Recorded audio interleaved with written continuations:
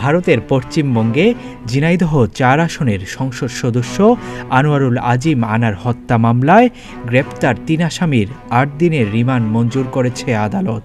শুক্রবার দুপুরে metropolitan magistrate Dilruba Afroz তিথি আসামিদের রিমান্ড মঞ্জুর করেন।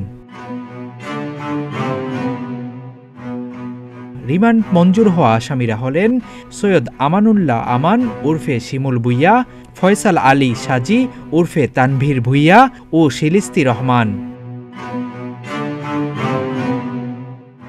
আজ দুপুর 2:15টার দিকে ঢাকার চিফ মেট্রোপলিটন ম্যাজিস্ট্রেট আদালতে আসামিদের হাজির করা হয়। এ সময় মামলার সুষ্ঠু তদন্তের জন্য তাদের 10 দিনের রিমান্ড নিতে আবেদন করেন পুলিশ। শুনানি শেষে ঢাকার মেট্রোপলিটন ম্যাজিস্ট্রেট এই রিমান্ড মঞ্জুর করেন।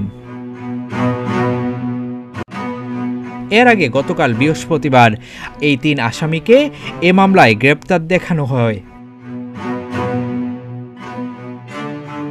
আনার হত্যার মাস্টারমাইন্ড বলা হচ্ছে তারই ঘনিষ্ঠ বন্ধু আক্তারুজ্জামান শাহিনকে।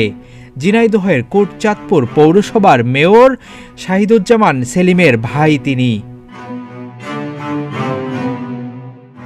এদিকে আনার হত্যাকাণ্ডে জড়িত থাকার অভিযোগে জিহাদ হাওলাদার জিহাদ নামে আরও এক যুবককে গ্রেপ্তার করেছে পশ্চিমবঙ্গ রাজ্যের পুলিশের গোয়েন্দা বিভাগ। তিনি খুলনার দিগলিয়া থানার বরাকপুর গ্রামের বাসিন্দা।